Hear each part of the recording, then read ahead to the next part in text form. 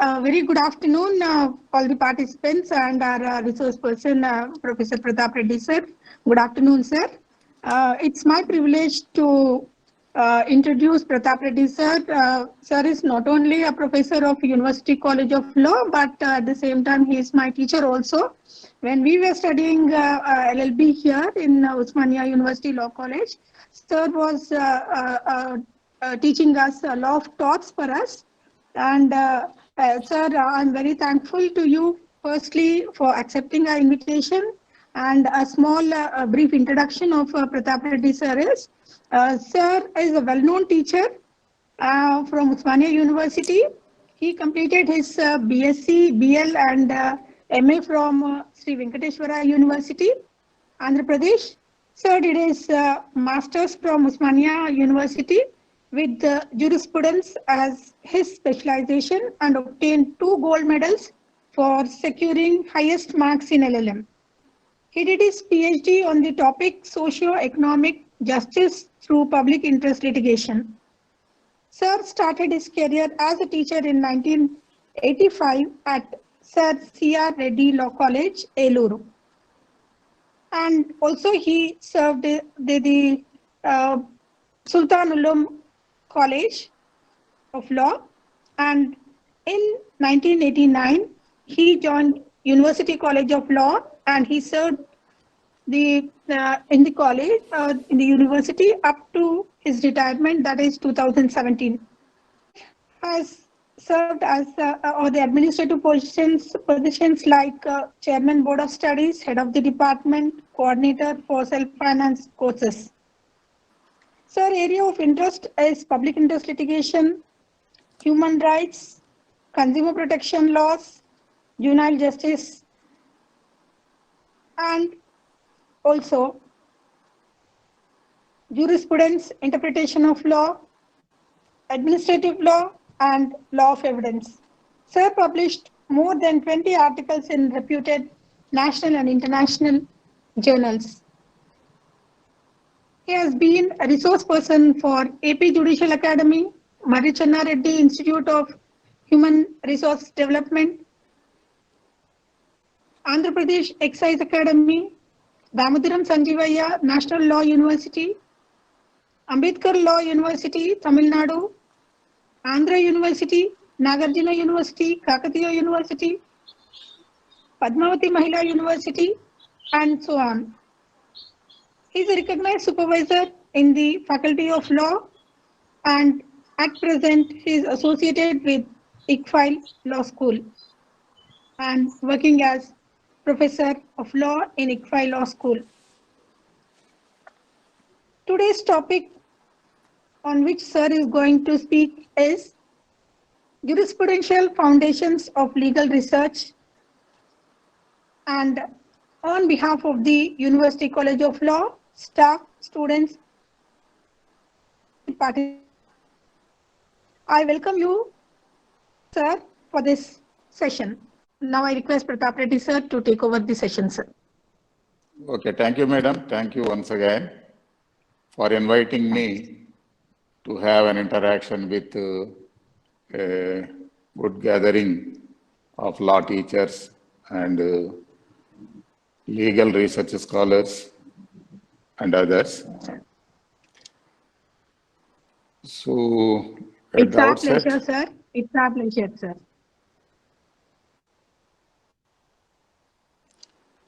At the outset, I thank the organizers for this invitation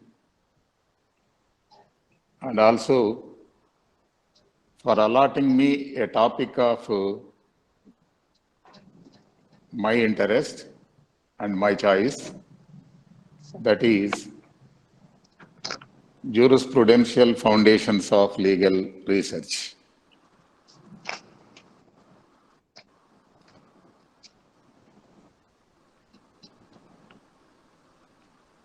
So this session is on the importance and relevance of jurisprudence in the field of legal research.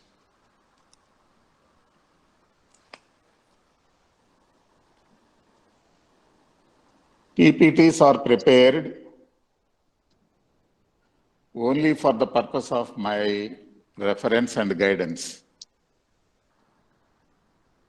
not for the purpose of self-study by any research scholar or a law student. It is very, very brief. When this topic has been assigned, so I prepared on my own understanding of these two subjects. One is jurisprudence, the other one is research methodology or legal research methodology. Some of you are from Osmania University, either graduated or post-graduated from Osmania University, or doing research in the Faculty of Law of Osmania University.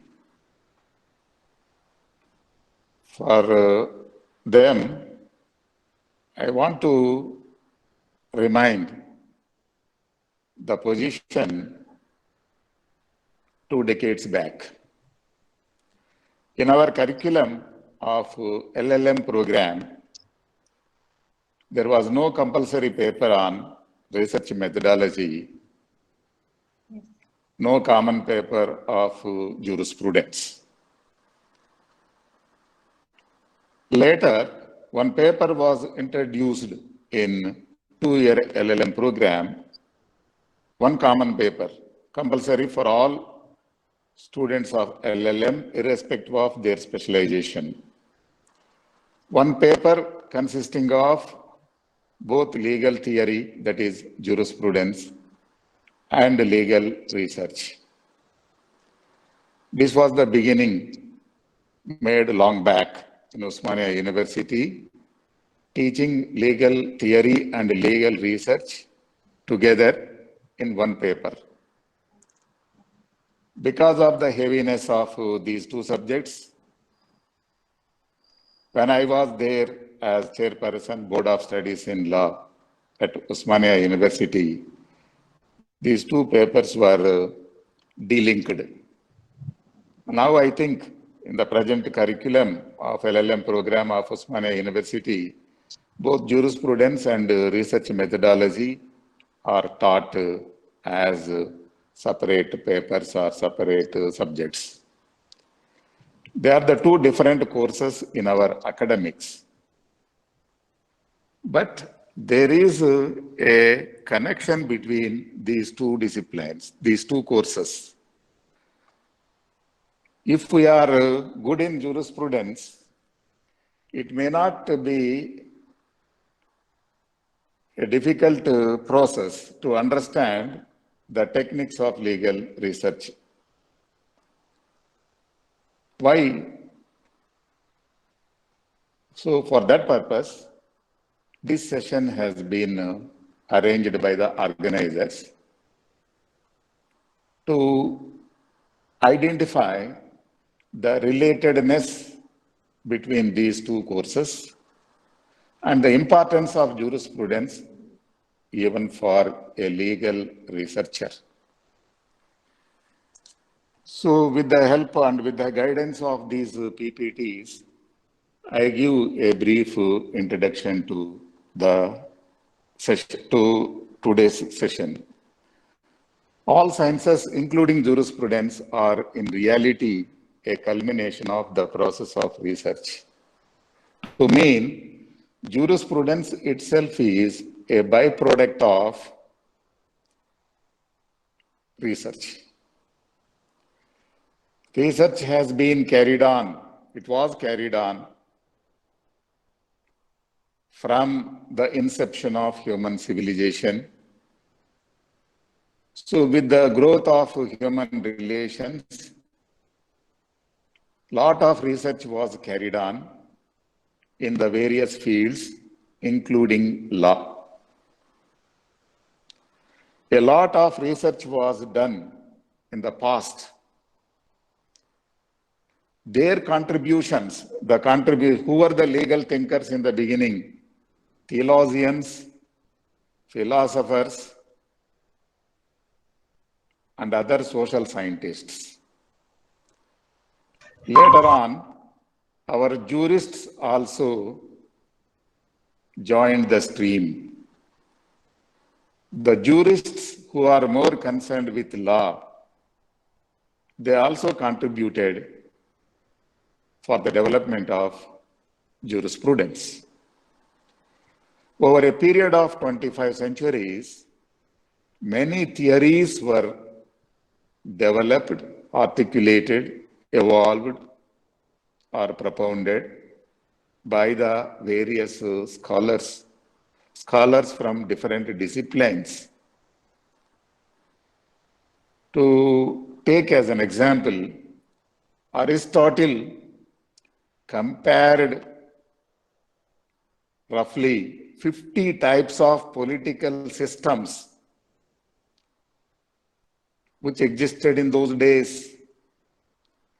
He compared more than 50 types of political systems. Then his contribution was recorded and published. That is why even today we have an access to the original contribution of Aristotle. Since law is a political phenomena, not only a social phenomena, law is also dealing with the government and governance. This law was also examined, analyzed, and articulated in his contribution. That is why jurisprudence itself is a byproduct of research. Lot of research was carried on during the past. The modern times, example of modern times, 20th century, Sir Henry Maine published his contribution in a book form titled as Ancient Law, Early Law and Custom, Village Communities in the East and the West. These are the books authored by Sir Henry Maine. He did a lot of research. He compared the major legal systems of the world, including Hindu legal system. Because of his presence in India, because of his exposure to Hindu law, he was good in English law, Roman law, Hindu law, and other major legal systems of the world. He made a comparison of these major legal systems of the world, and he contributed a lot to the development of jurisprudence. This is how jurisprudence itself is a byproduct of research. Then this research can be either formal or informal. Today, our aim to do research is to obtain some degree in academics, either PhD degree or MPhil degree like that. Or our aim of research is to publish a good research paper in a reputed law journal.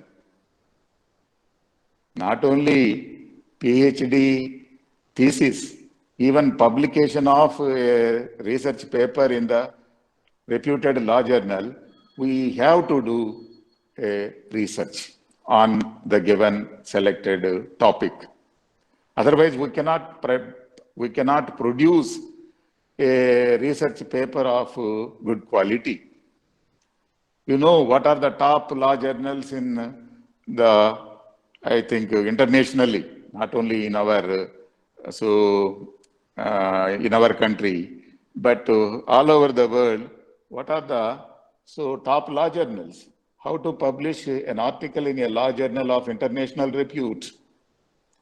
The 10 top law journals especially.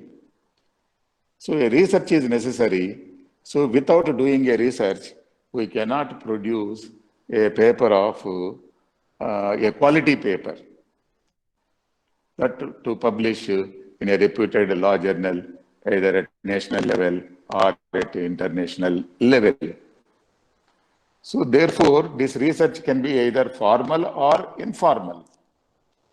So we are more concerned with the formal research because we are doing research in various law schools or law universities or in some other institutions. Therefore, law teachers and law research scholars are more interested in doing this formal research. But research is necessary for a lawyer, for a law teacher, for a law student, and all others who are concerned with law. Take an example of a textbook writer. So even to write a textbook is not so easy. He has to collect the material. He has to go through the material. He need not be his own contribution. Everything need not be contributed from his mind. He can rely upon the existing material on the given subject. He has to collect various law journals. He has to collect the related research papers also. One has to collect all earlier decisions on the given topic or on the given subject. Therefore, data collection of data is not an easy task, though the present day technology is enabling us to collect the data by sitting on the desk. That is a different matter. But some research is necessary to be carried on by a textbook writer. Similarly, writing a judgment, there are many innovative judicial decisions. Every judgment, every judicial decision has law generating power. A new law can be evolved, a new interpretation. That is, even in the name of application of law or in the interpretation of law, law can be generated. Therefore, even in writing of a judgment or for an argument in the court in a novel case, you know, we are all familiar with this basic structure doctrine, basic structure theory that was applied by the Supreme Court in Keshavananda Bharati's case in 1970s. But it was the argument of lawyers before the Supreme Court. Material has been placed before the Supreme Court for its consideration. Therefore, lawyers also do research in order to argue case in the courts. Therefore, this research can be informal, not necessarily be a formal research like our PhD program or MPhil program. Anyway, so coming to the purpose and function of jurisprudence. Though jurisprudence has been described differently by different people, that we will discuss a little later. If you refer to the purpose and function of jurisprudence and the purpose and function of legal research, they go hand in hand. The immediate purpose of legal research may be to obtain PhD degree, but that is not the ultimate end. That is not the ultimate object. The ultimate object of legal research is either law reforms or legal development. The ultimate purpose and function of jurisprudential study, why jurisprudence is introduced in our curriculum, why jurisprudence is a compulsory subject, both in undergraduate program as well as in the postgraduate programs of many universities. Why that much of importance has been given to the subject of jurisprudence? Because the purpose and function of jurisprudence is legal development or to promote law reforms. Therefore, practically speaking, from utilitarian point of view, the purpose and function of jurisprudence and legal research is problem identification and problem solution. That is the ultimate object. That is the utility of either research, that is the utility of the study of jurisprudence. Identification of problem and providing a suitable solution to the problem. Problems are not static. Problems are also varying from time to time, from place to place. So therefore, to address those problems, the lawmaker has to address those problems. Judges have to give a decision if there is a new problem before the court.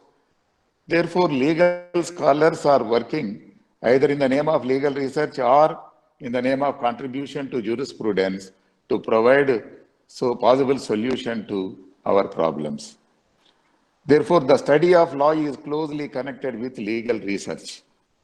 From lawyers' point of view, judges' point of view, law teachers or law students' point of view, research is a part of their daily activities. Research is a part of their job. Some research they have to do. Even to deliver a lecture for 1 hour, we have to work on it for 2 or 3 hours. We have to collect the relevant material. We have to furnish that material. We have to feed the students properly. This is the way teachers are doing some kind of research, some sort of research in their daily job. Therefore, the study of law is closely connected with legal research. Research can, yes, go to the back slide, Iran, the previous one. Irfan. Yes, sir. Yes, sir. Yes, sir. Yeah, let me complete. Yes. So the study of law is closely connected with legal research. Research can be either formal or informal, or it can be either doctrinal or non-doctrinal. That you may be so knowing in future what is the distinction between doctrinal and non-doctrinal research. So legal research is essential part of legal studies today. More than that, the legal practice has become more and more research oriented at present. Especially the practice, how they can make use of these research techniques in their regular activities. So it is becoming, legal practice is becoming more and more research oriented.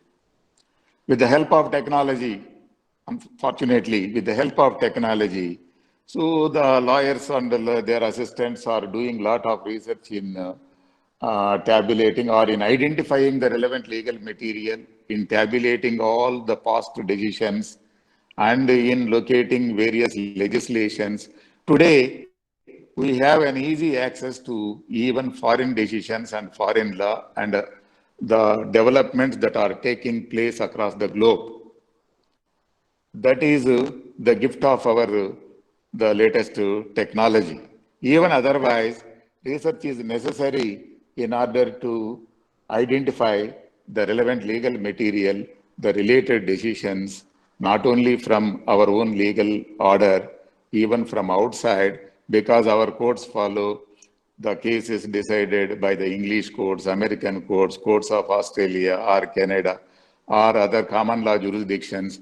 Especially an Indian lawyer or Indian law student should have some access to common law jurisdictions, because our legal system is greatly influenced by the developments in common law, so we cannot be ignorant of the developments in common law jurisdictions. The next slide, please. Yes, sir. Yes. So why legal research? So this is only an observation made by a scholar from West, and it appeared in the book published by the Indian Law Institute. You know, all of you know, the Indian Law Institute published a treatise on legal research and methodology in the year 1983, and it was republished. Second edition was published in the year 2001. It is a collection of articles relating to research methodology, especially legal research and methodology. Those articles were collected with their permission, and they were published in a book form by the Indian Law Institute long back in 1983, and the second edition was published in 2001. The very first article in that treatise or book on research methodology, some reflection on legal research. The very first sentence of that article is taken and it is reproduced here. Why legal research? If our numerous laws were perfect, if social control were automatic, legal scholarship like the state of the Marxists could be left to wither away. But our laws are not perfect and final and cannot be so in a dynamic society. They are not always even intelligible, and if intelligible, not always intelligently made. Because we know we are rich in legislations. We have thousands of legislations, central legislations and state legislations. laws enacted before our independence during British regime, and laws enacted after the commencement of Constitution in independent India. So we have number of legislations. Whether all those legislations were intelligently made, whether they were made so intelligible, were they intelligible? Even if they were intelligible, were they made intelligently? We all know that law cannot afford to be static. So we have in our statute, technically they are in force even today, though they were enacted long back. The fact is that we are not familiar with all those legislations because those who are in academics, we are good only in, we have an exposure to general laws like criminal law, contract law, family law, property law, such as constitutional law, like that. We are familiar, we have an exposure to only the general laws. There are many special enactments. There are many special legislations. The entire penal law is not embodied in the Indian Penal Code. There are many special legislations under which, the offenders are punishable. So whether all those legislations were intelligently made, if they were made, if everything is perfect, if law is perfect, social control is also perfect because law achieved its target, law achieved its goal. They are effectively implemented or enforced. 100% compliance. If there is 100% compliance, there is no variation, there is no deviation, there is no violation of law at all. In such a state, as pointed out by the Marxists, law is not necessary, state is not necessary. Because withering away of law, withering away of the control. We need not have so much of number of courts, we need not have so much of police. But today we cannot live peacefully. So we cannot live peacefully without court, without police, without the administration of justice or the maintenance of law and order. Therefore, all our laws are not perfect. There may be loopholes, there may be shortcomings, there may be errors, there may be problems of interpretation, problems encountered at the stage of their application. People are also facing several problems with these laws. Even honestly, if they want to follow the law, they are unable to follow the law for various reasons. Therefore, laws that were made earlier may not be suitable, may not be effective today, may not be adequate today. Therefore, law making is a continuing process. Law application is a continuing process. Its interpretation is a continuing process. Therefore, re-examination of law, legal system and legal institutions is necessary.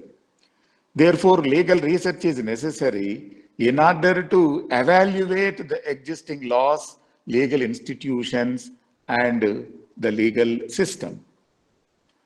There is no question of reaching the saturation point in this matter. So once law is fully enacted, we can close these legislative bodies. We need not assign this lawmaking function to any legislative body if the law is so adequate enough. But that is only an ideal. It is not possible. Therefore, re-verification of, re-examination of the existing law, legislations, judicial decisions, and other legal working of the legal institutions is a continuing process. So with this one sentence or two sentences, of course. There are two sentences in this passage. In this passage, the author has explained the necessity of legal research. Next slide, please.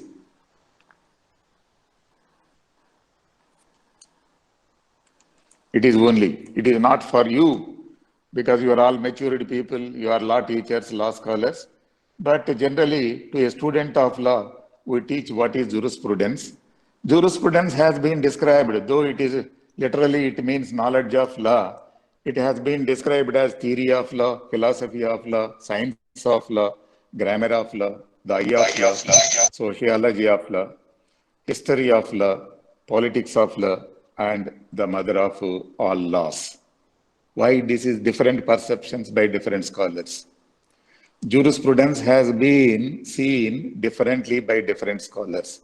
That is why we have a long list of different descriptions. whether it is science of law or philosophy of law. Today, even philosophy is a science.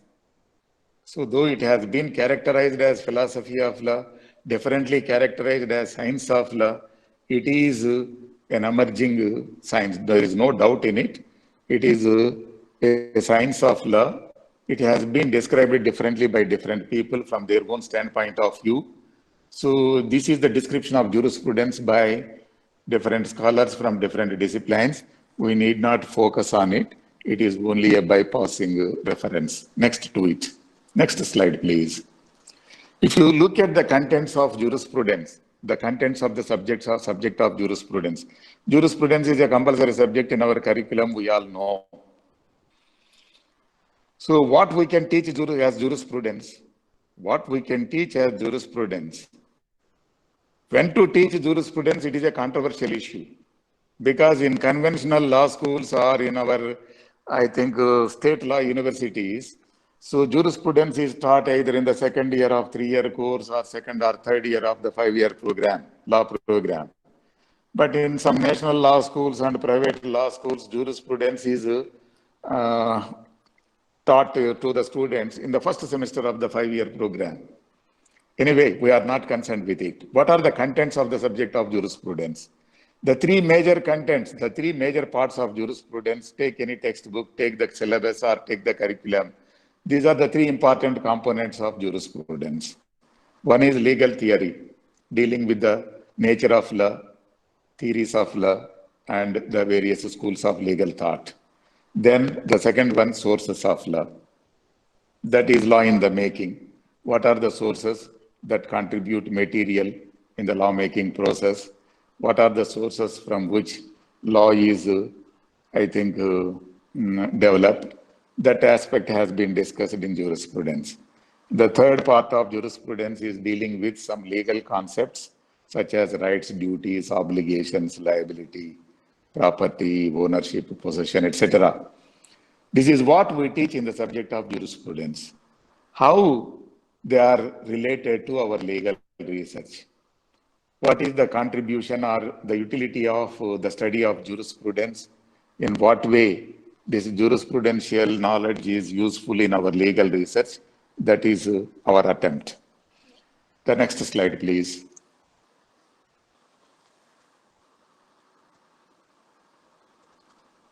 The next one.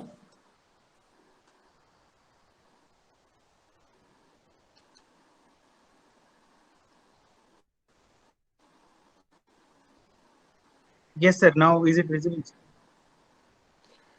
So go to the previous one. Yes, sir. Okay, now, okay, it's all right. Okay, it's sir. all right. Now, is it in continuation or not? That just I am checking up. Okay, next one. Yes. Thank you, sir. So these are the methods. Different methods are employed in the study of legal theory, which is an important and integral part of jurisprudence, the legal thought. Since there is rich contribution in the subject of jurisprudence, how the jurisprudential thought or this contribution to jurisprudence is divided, or different methods employed in order to the study of legal theory. These are the four methods generally employed in the jurisprudential study: legal exposition, legal history, science of legislation, and the fourth one is functional method.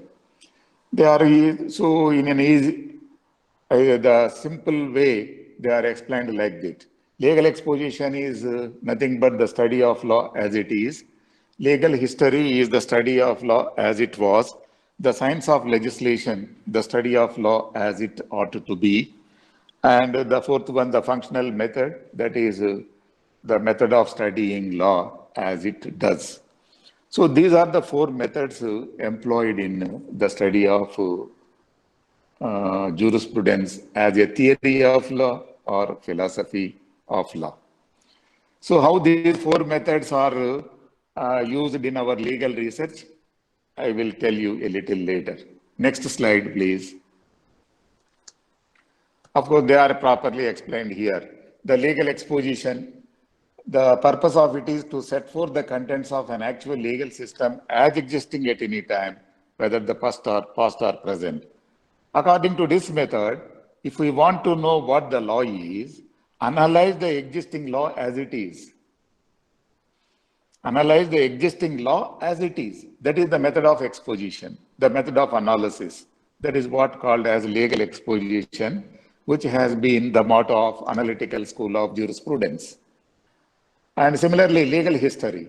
The purpose of this method is to determine what has been the historical process and how the law evolved. That is the study of law in terms of its past. Since law is an evolutionary phenomena, the origin, growth, development, and the evolution of law has to be traced out. For the proper understanding of law and the legal system, we have to look into the retrospect, the past, its history. So the legal history, this method is employed in the study of jurisprudence. It is under historical school. The science of legislation, that is the third one. The purpose of this method is to set forth the law not as it is or has been, but as it ought to be. What the law ought to be, how law should be. It is method of philosophers, therefore it is generally known as philosophical jurisprudence. This method is employed by the philosophical school of jurisprudence. What the law is, what the law was, what the law ought to be. This fourth method, the functional method, which we discussed earlier, that was contributed by social scientists. That is the reason why this functional method is the essence of sociological school of jurisprudence. Today, we have 4 schools of legal thought and 4 schools of jurisprudence. Analytical, the study of law as it is. Historical, the study of law as it was. Philosophical school, the study of law as it ought to be. Sociological school, the study of law as it does. What I want to mention here is, all these methods are employed in our legal research also. In our legal research also, we are employing these 4 methods. Analyzing the existing law, that is the method of analysis. Tracing out the historical past, the origin, growth, evolution, and the development of any particular law and legal system, a researcher is tracing out. Therefore, the researcher is unknowingly, knowingly or unknowingly, consciously or unconsciously employing all these 4 methods in his research, the methods that we covered in the subject of jurisprudence for a different purpose. That is why your research may be partly analytical, partly historical, partly philosophical, and partly sociological. Why it is partly philosophical? You are evaluating the goodness or badness of law. How good the law is. So you are evaluating, that is evaluating the existing law by applying certain standards. So that is why it is a philosophical method is also employed. That is, law is examined in terms of its moral fitness, in terms of its reasonableness. We are applying the test of reasonableness.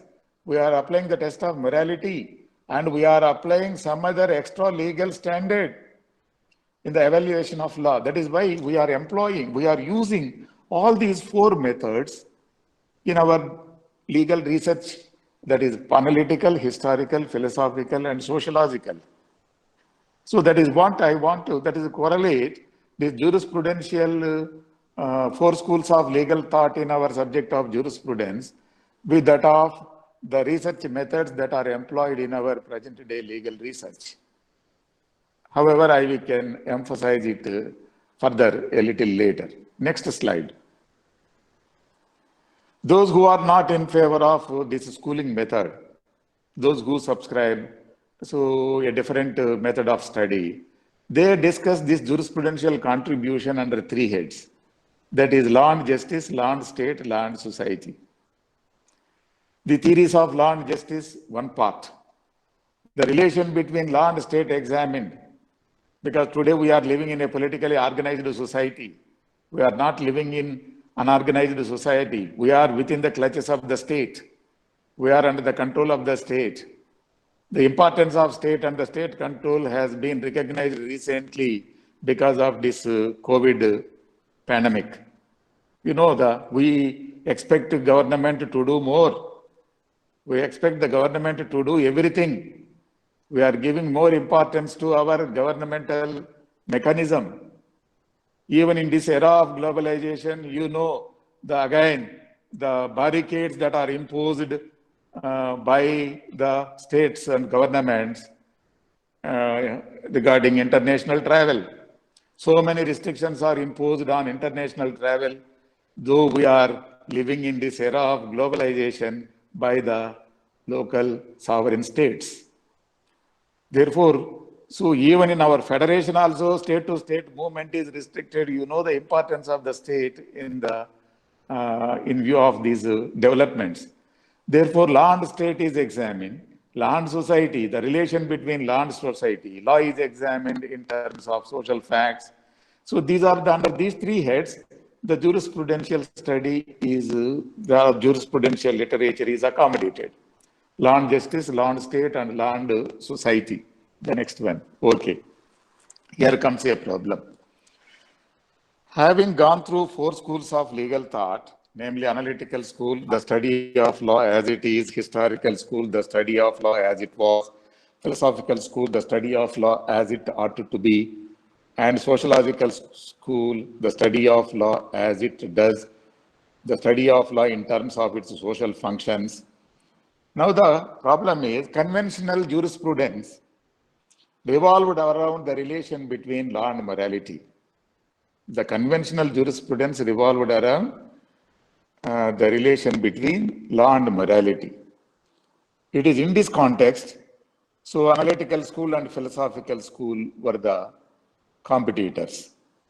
They contributed or they subscribed to different views on the relation between law and morality. Both analytical school and philosophical school subscribed or supported two different views.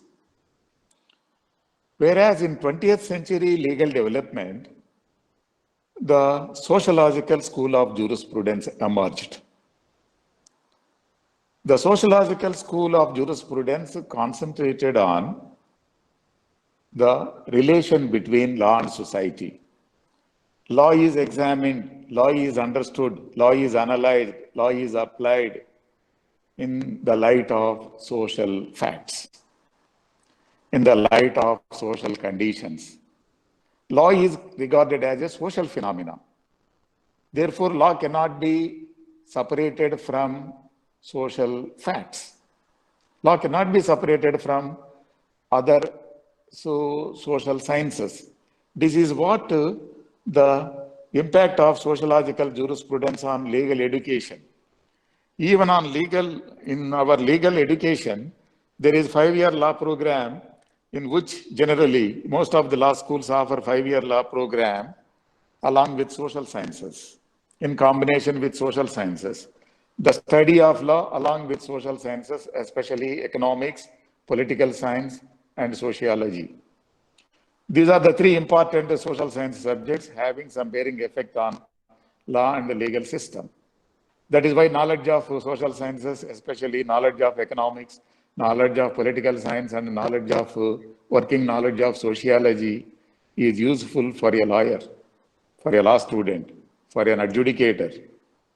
That is why, so the sociological school gave importance to sociological, aspects. Therefore, 20th century jurisprudence recognized the importance of this approach. That is why in this context, I wish to make a mention of the scope and purpose of sociological jurisprudence. It was in the beginning of 20th century, this agenda of sociological jurisprudence was tabulated by Roscoe Pound from Harvard Law School, who was the dean of Harvard Law School.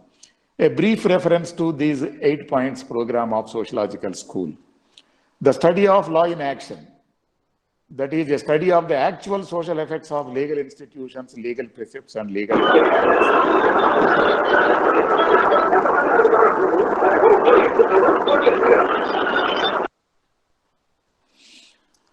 So the study of law in action, the actual social effects of legal institutions, legal precepts, and legal doctrines.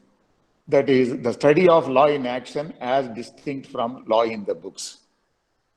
Only one point, the difference, study of law in action as distinct from law in the books. Law in books may be.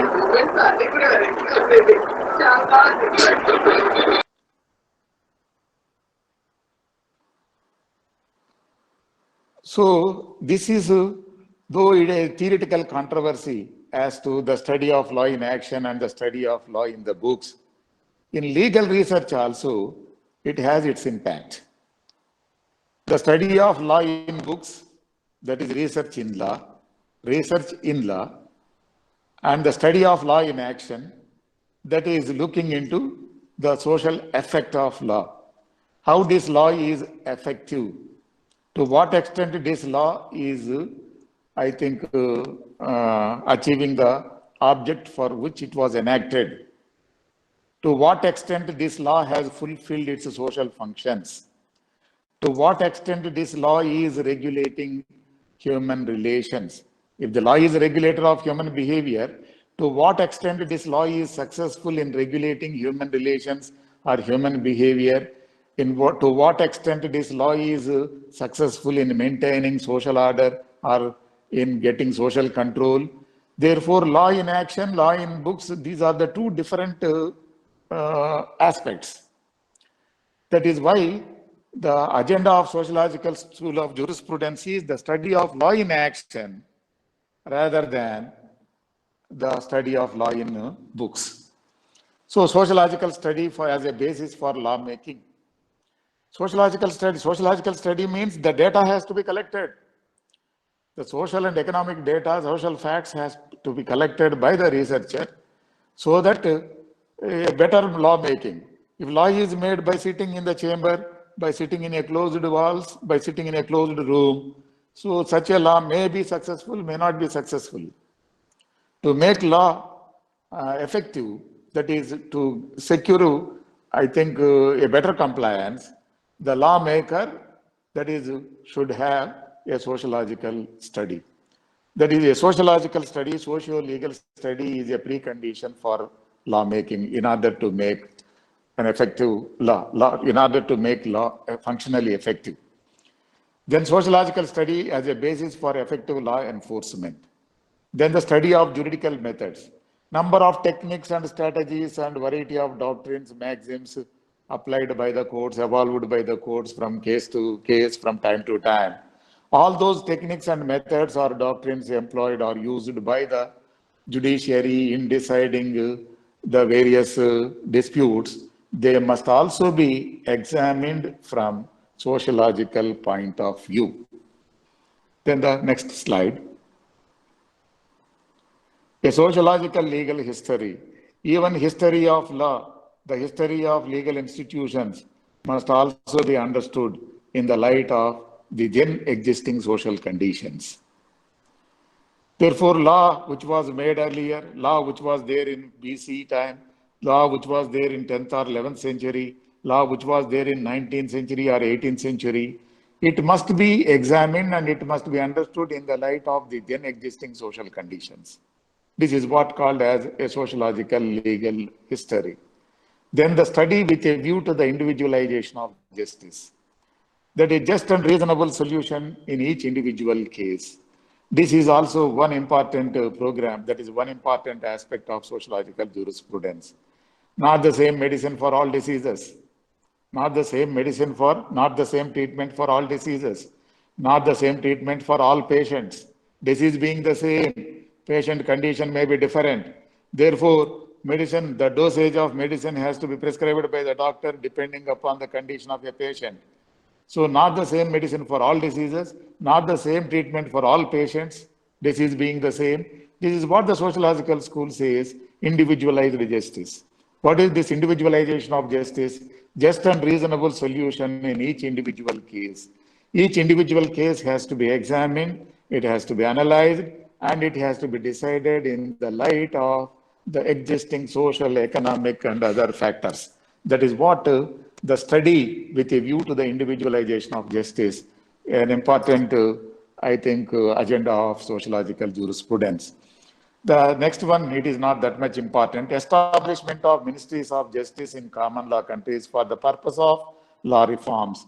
For the purpose of law reforms, where legal research is necessary, how to bring in law reforms, how to bring a change in the existing law.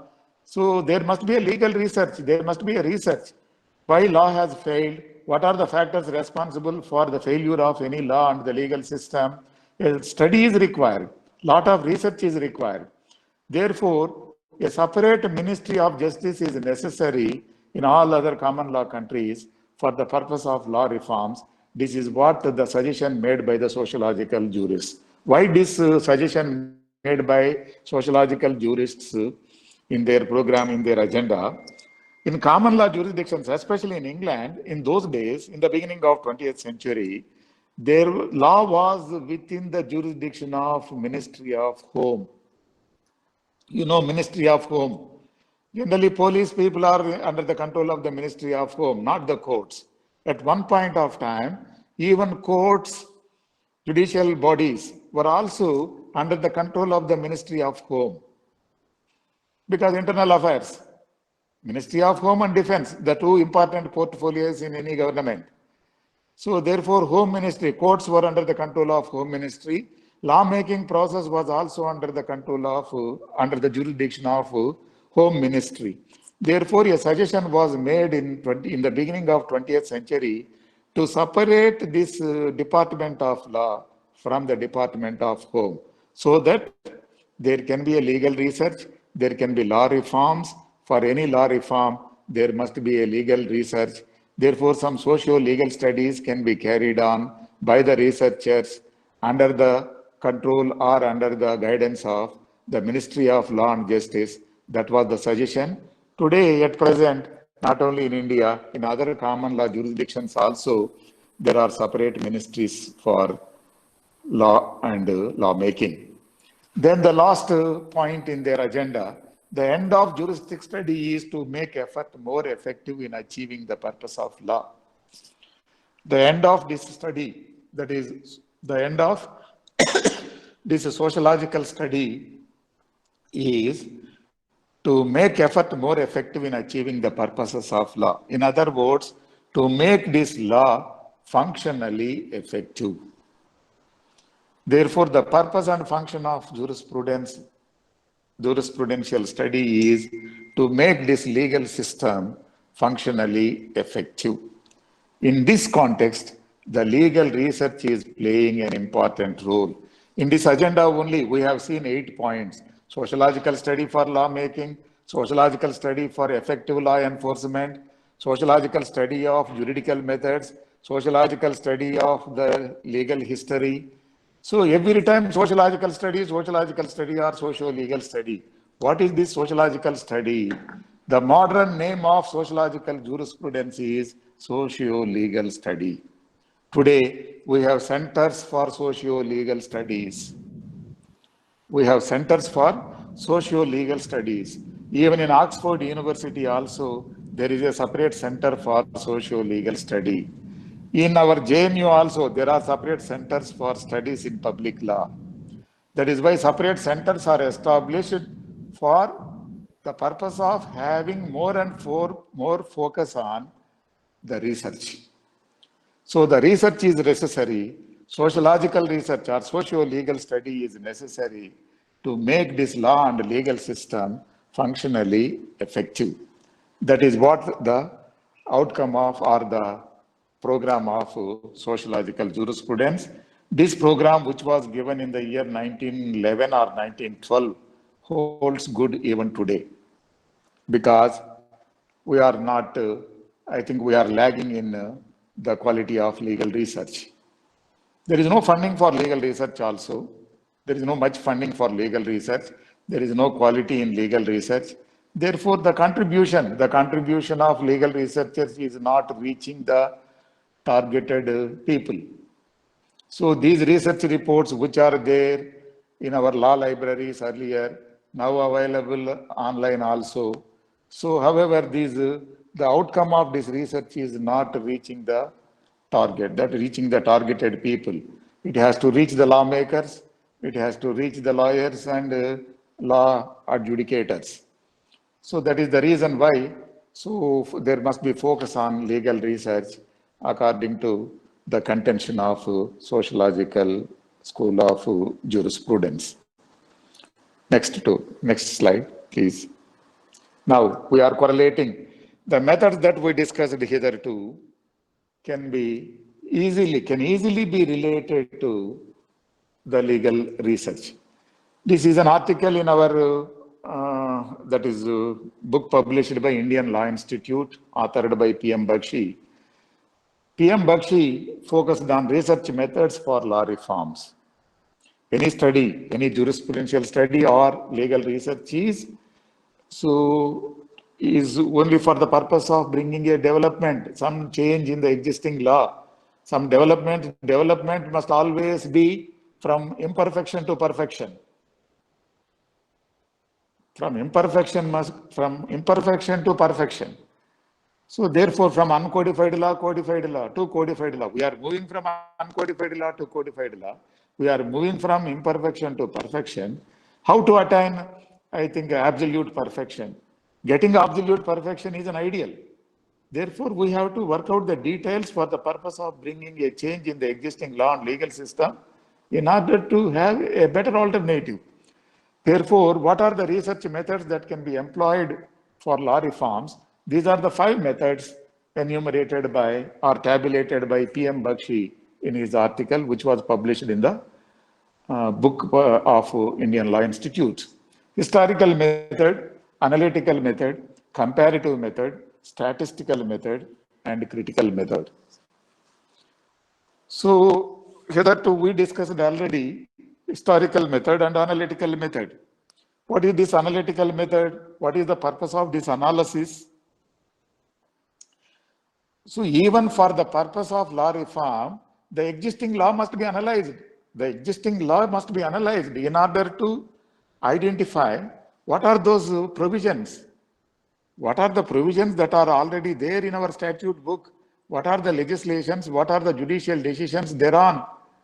How this legislation has been interpreted differently by different courts, different judges at different times. So therefore, analytical method is useful for the purpose of identifying the law that is already there and also to identify the shortcomings also. Therefore, analysis is the first step. In addition to the history, that is historical background, we have to analyze the existing law. For any law reform, analysis of existing law is necessary. That is what we are doing. That is what we are doing in our legal research also. So we are employing both the methods. One is historical method, the other one is analytical method.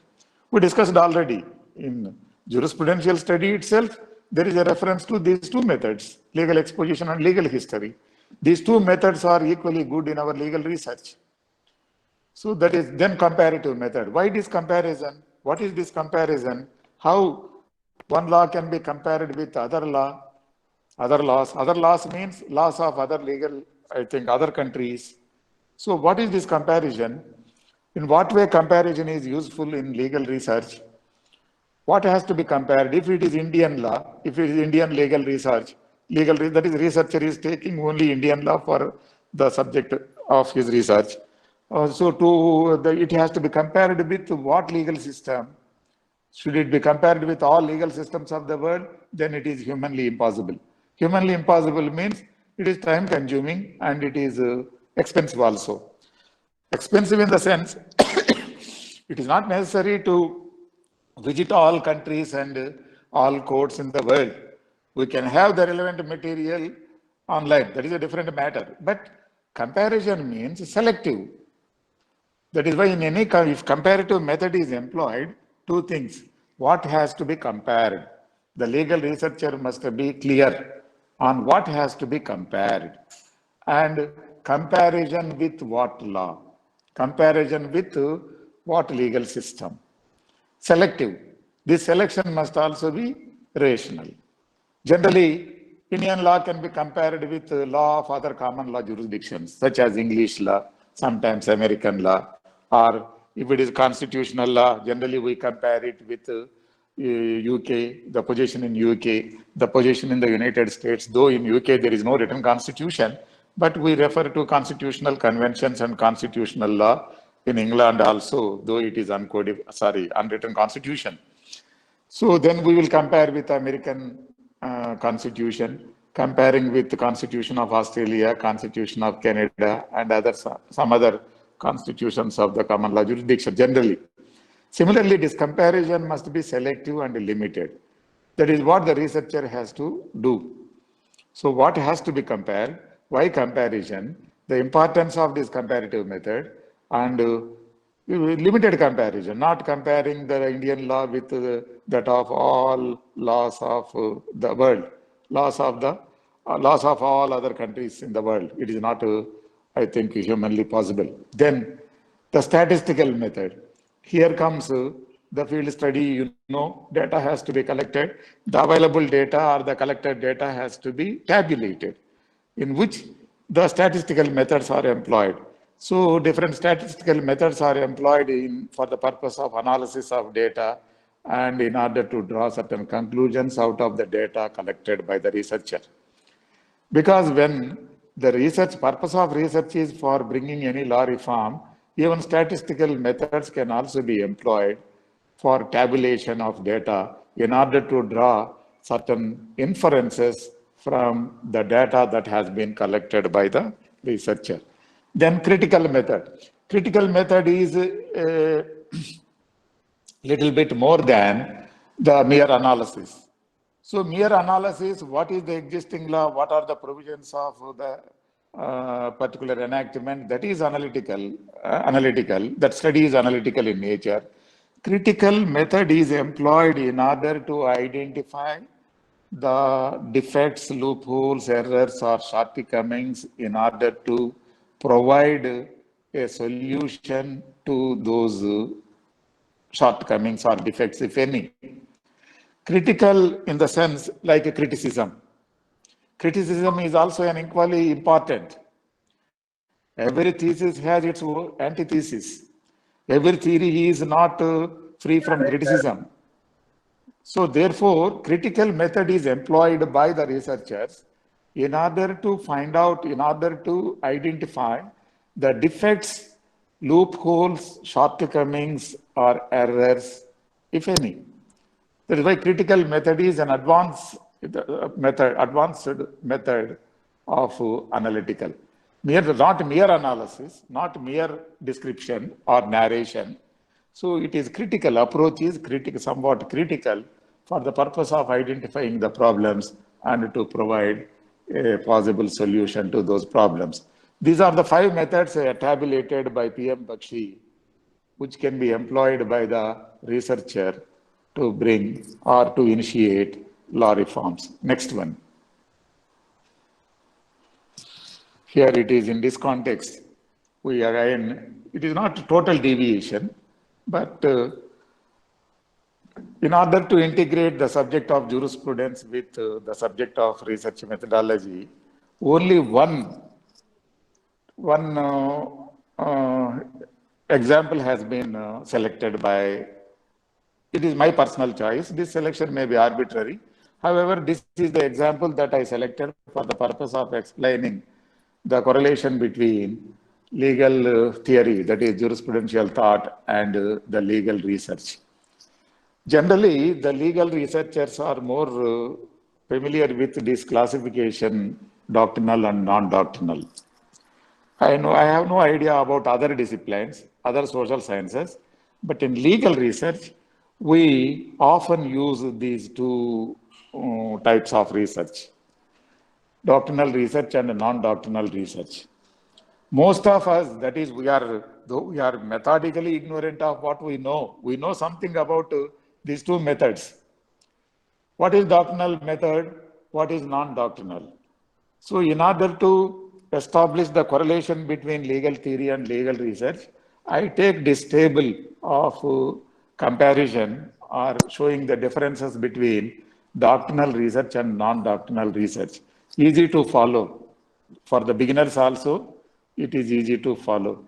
Doctrinal study is the study of law in books. Non-doctrinal is the study of law in action. Study of law in books, generally it is analytical. What we discussed, analysis of existing law, what is there in the statute, what is there in the judicial decision, collect the statutory provisions, collect the relevant cases, analyze them. That is what doctrinal study. Study of law in action means field study. It requires field study. Collect the data from the public, collect the data from the respondents or stakeholders, from the people directly. That is the study of law in action. The second point of difference is doctrinal means it is research in law. Non-doctrinal is research about law. It is research about law. Why this law is a failure? Why this law is successful? You are examining this law. You are examining or you are evaluating this law in terms of certain other standards. You are looking into the social, economic, political, and other factors. Therefore, non-doctrinal is research about law, doctrinal is research in law. Then, doctrinal research. In doctrinal research can be analytical method is chiefly employed in doctrinal research, but doctrinal research can be analytical, historical, comparative, and critical. Analytical research can be doctrinal research can be analytical, historical, it can be philosophical also. It can also be critical or comparative. Because we are collecting the existing legal material that is available in the book form from a library, applying our mind to that material and drawing certain conclusions. This is what doctrinal approach. So therefore, analytical method is chiefly employed by the researcher in the doctrinal research. It is empirical method in case of non-doctrinal. Empiricism means knowledge gained out of observation. It is by observation the inferences can be drawn. Therefore, empirical method is different from this method of analysis. Empirical method is the method employed in case of non-doctrinal research. Library-based research is doctrinal. Social data-based research is non-doctrinal. Armchair research, that is sitting in the chair, sitting in the library or at home, that is what doctrinal. Field study research is non-doctrinal. Next one. Then generally, the outcome of this doctrinal research is either pure research, it is pure basic or fundamental research. Doctrinal research may give some contribution to the development of theory. It is non-doctrinal is focus, the focus of non-doctrinal research is applied research. That is to provide some solution to the problem. To provide some solution to the problem is the applied research. Contribution to the development of a theory. Contribution to, that is some contribution to the existing legal material. That is what the pure basic fundamental research. Whereas non-doctrinal research is applied research. Why it is applied research? Giving some solution to the practical problem. Therefore, that is also a point of difference. Generally, doctrinal research is monodisciplinary. That is research only in law. You are collecting legal material. What is that legal material? We can have a long list of sources of legal material. Whereas non-doctrinal is interdisciplinary or multidisciplinary. What is this? What is the difference between multidisciplinary and interdisciplinary? Let me give an example. Now we are all the victims of the COVID virus or COVID-19 virus or corona, whatever it be. If the effect of COVID on our lives, that is the topic for research, the effect of this virus on our lives or lifestyle, if that is the topic, then different views can be expressed from different scholars from their own point of view, from different disciplines. The opinion of an economist is different from the opinion of a psychologist. The opinion of a lawyer is different from the opinion of the view of a doctor, and the view of a technocrat or an engineer, the view of a political scientist, the view of other social scientists. So therefore, different views can be collected from different scholars, and it can be a book consisting of collection of articles from different scholars from different disciplines. Then the study is multidisciplinary. The same issue has been analyzed, the same issue has been addressed by different scholars from their standpoint of view. It can be a collection of essays, collection of papers from different disciplines. That is what multidisciplinary approach. What is interdisciplinary? What is interdisciplinary means? The lawyer, if it is a legal problem, suppose take an example of artificial intelligence and law. What is this artificial intelligence and law? Lawyer is familiar with law, but not with artificial intelligence. Artificial intelligence is the subject matter of a computer engineer or a software engineer or some other technocrat. He may be good in artificial intelligence, but he may not be good in law. Where research is carried on by these two scholars from two different disciplines. One is a lawyer, basically, with a law graduate or a postgraduate in law. The other one is a technocrat or an engineer or a postgraduate in computer engineering or information technology. Then it can be interdisciplinary. There is some difference between interdisciplinary approach and multidisciplinary approach. Generally, research cannot be carried on by scholars from different disciplines. That is a difficult task. That is why we prefer monodisciplinary research. What is this monodisciplinary research? Only confining to law, confining to law library, confining to our statutes and judicial decisions and various reports. That is what mostly people prefer monodisciplinary, that is doctrinal research, because of its convenience and adaptability. Then the other point of difference, source, conventional legal material. The source for doctrinal research is conventional legal material, but the source of data in case of non-doctrinal research, different modes of collection of data, questionnaires, schedules, observation method, interview method, even nowadays collecting the data online also. So there are different sources. By using different tools or techniques, data can be collected. That is what. Then the last point is correlating jurisprudence with this legal research. This doctrinal research is a corollary of analytical positivism, the analytical jurisprudence. That is the study of law as it is. Whereas non-doctrinal research, which is interdisciplinary, multidisciplinary, empirical and applied research, non-doctrinal is an offshoot of sociological jurisprudence. Just now, we discussed that we have gone through the program of sociological jurisprudence. It is an offshoot of sociological jurisprudence. That is the study of law in the context of social facts and the social conditions. Next one, quickly. Nothing, I think we need not take. Since there is reference to sources of legal material in every legal research, collection of data is an important step. Therefore, where do you find the law? Sources of law, which we discuss in jurisprudence, formal sources, material sources, literary sources, authoritative and persuasive sources, binding and non-binding sources. We can correlate this jurisprudential study with that of our research methodology. Next slide. Here, finding the legal material. Pauline Vian classified the data into two groups, documentary sources, field sources. That is what we discussed already. Analytical, that is doctrinal study, is on the basis of the material available in a book form, in the form of documents, whereas non-doctrinal study is based on field sources. Next one. The next slide, please.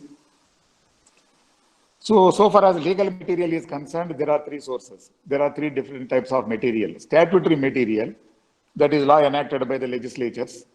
Decisional material, how this statute has been interpreted by the court and applied by the court in deciding specific disputes. There are n number of judicial decisions. Then academic material. What is this academic material? In the form of textbooks, commentaries, digests, and journal articles, research papers, everything comes. That is, all these come under academic material. These are the three types of material, legal material available at present. Next one.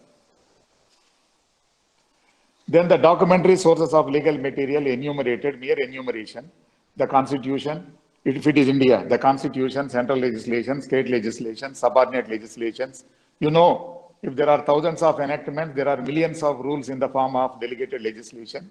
Then the judicial reports, legislative history, legal dictionaries, encyclopedias, reports of committees and commissions. Next slide, please.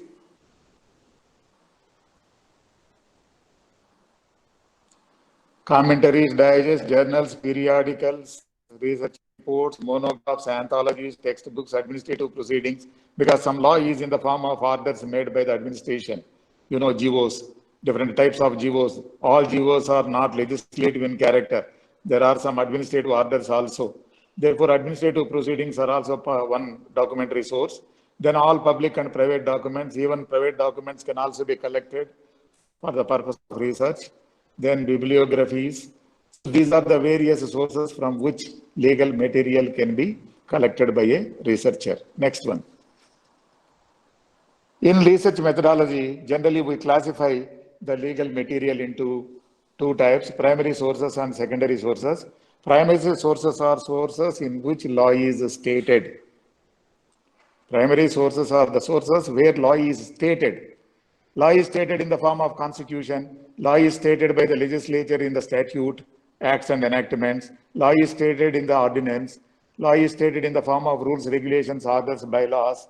So decisions of the courts. Law is stated by the court in its judgment.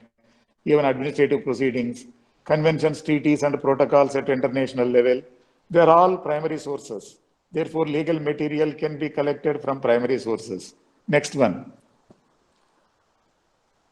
Secondary sources are where law is described, or where law is narrated, analyzed, and described in the form of textbooks, commentaries, digests, newspaper articles, journal articles, published research work, unpublished research reports, if any, case comments. Judgment is primary source. Comment on the case, comment on judgment is a secondary source. Juristic writings, seminar proceedings, legislative history, they are all the secondary sources from which legal material can be collected. The next one, if any. Is it over?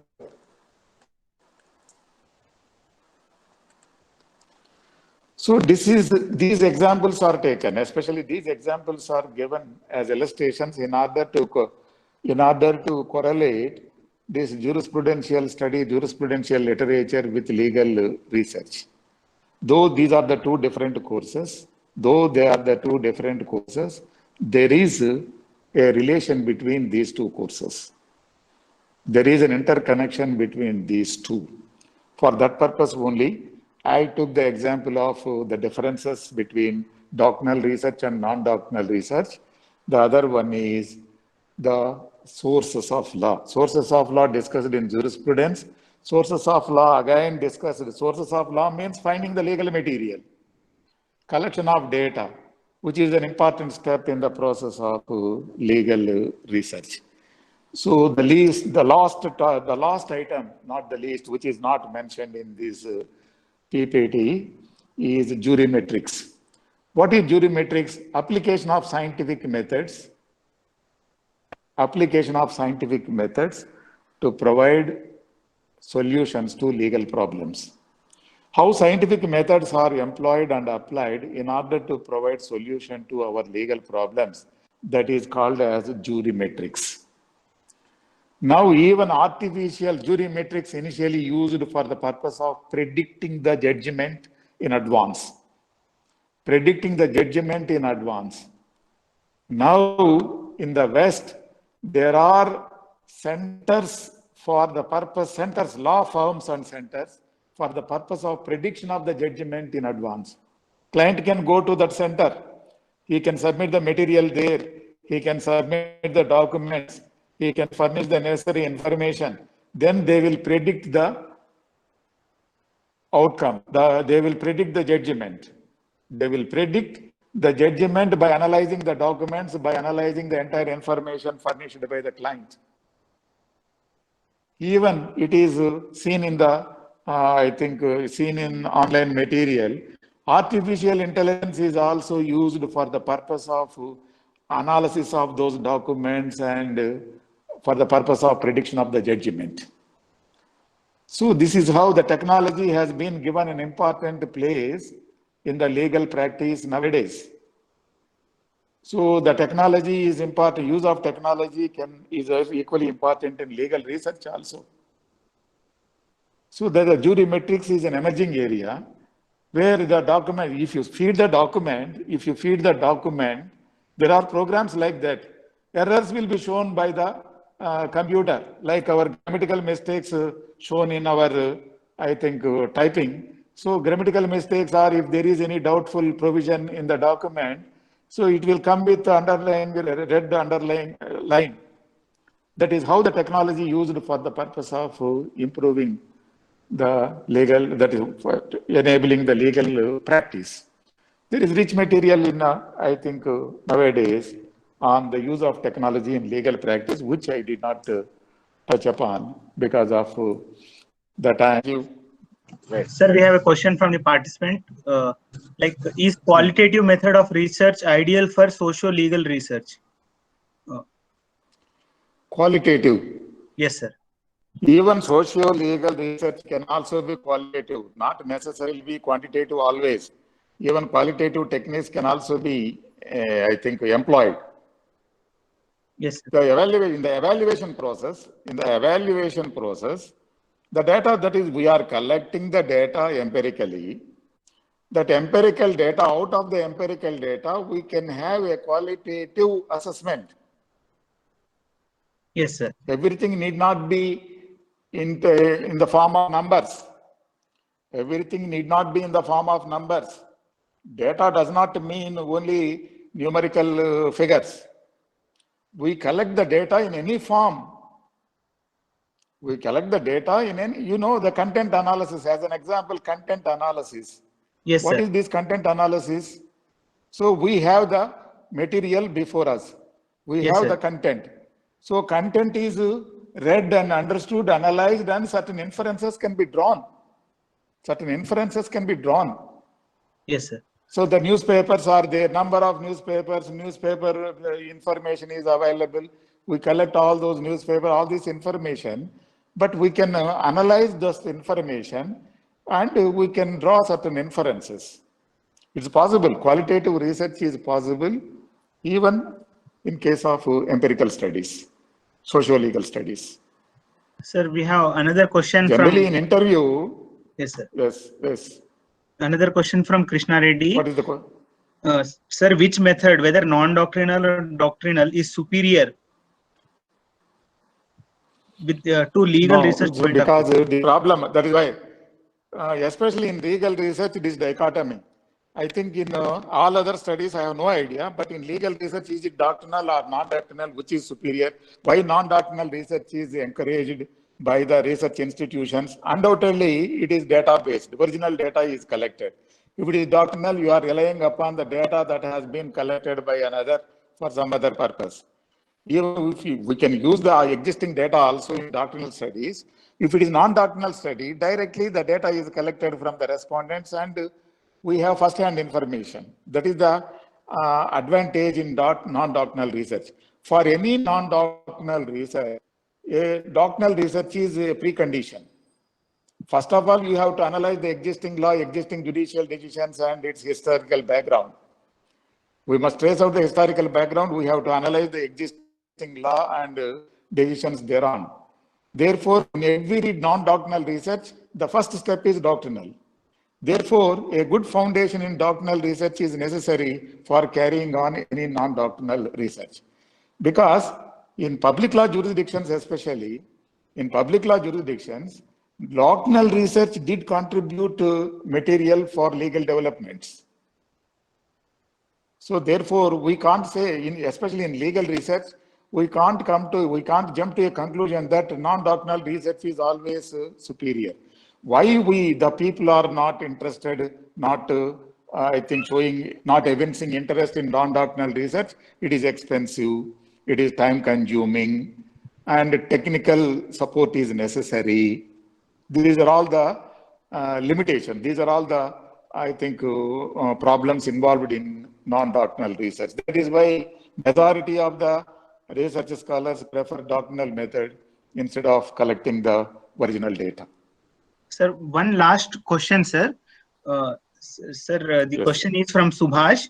Sir, since I am a student of international law, any research has intrinsic relationship with international relations. So should I be a student of both to understand the subject as such, sir? That is what I pointed out. This outcome of our research may not reach the targeted audience. We are doing that is if you do a research seriously doing research in the field of international law, will it affect the practice? Well, this theory will affect the practice. If it is a significant contribution to the development of international law, one day or the other, definitely it will be taken up in practice that is in future. You know, being a student of international law, the contribution of Lauterpacht has been referred to by the International Court of Justice many a times. Am I correct? Yes, sir. The participant who posed this question, Lauterpacht, you know Lauterpacht, a professor of international law, who wrote a book on international law, Oppenheim, Lauterpacht, you know, Stark on international law. These were the contributions of great scholars. Even today, the courts are following those books. But those books were not authored by them for the purpose of obtaining PhD degree. They did a lot of research, they contributed. Even that contribution, Oppenheim, Stark, or Lauterpacht, and other contributors to the international law, it is juristic writings is one source of law, undoubtedly. So, yes, therefore, definitely every theory, every research contribution has some the effect one day or the other, if not immediately. Thank you, it will sir. be looked into. Thank you, sir. Thank you very much.